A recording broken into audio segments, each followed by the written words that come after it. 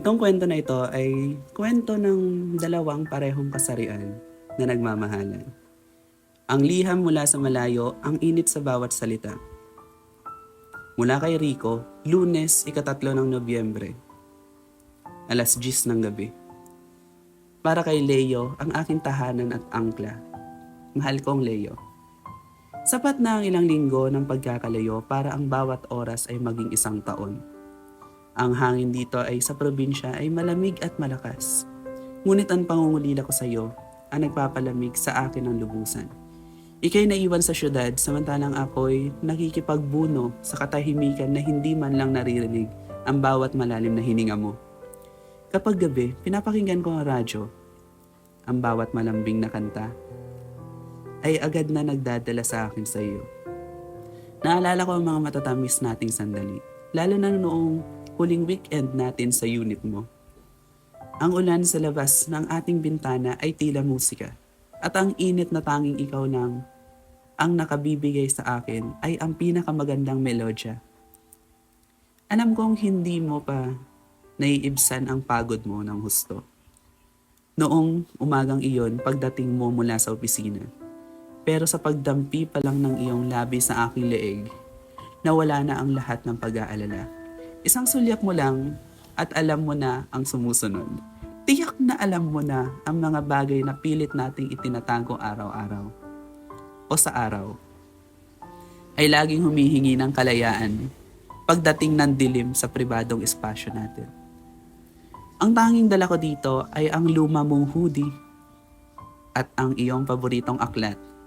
Ang hoodie ay may amoy pa rin ng cologne mo.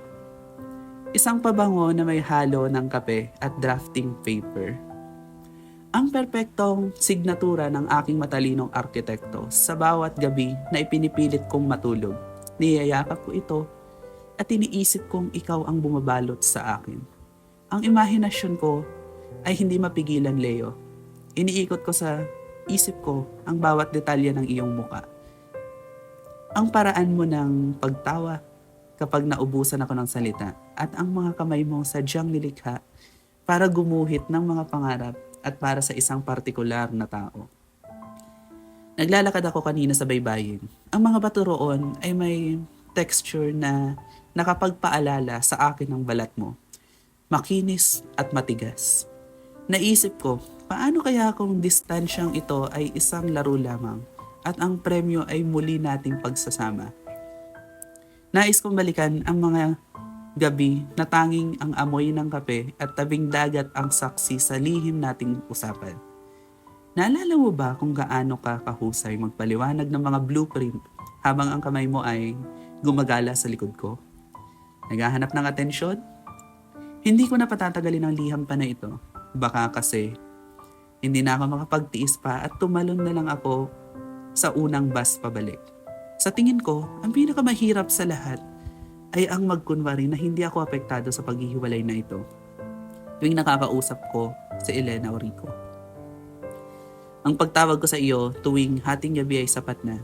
Ngunit hindi ito sapat para pawiin ang uhaw ko. Ihanda mo na ang sarili mo, mahal. Pabalik na ako. Hindi ko na palalampasin ang mga sandaling hindi kita yakap na mahigpit. Walang pader, walang distansya. Ang oras natin ay atin.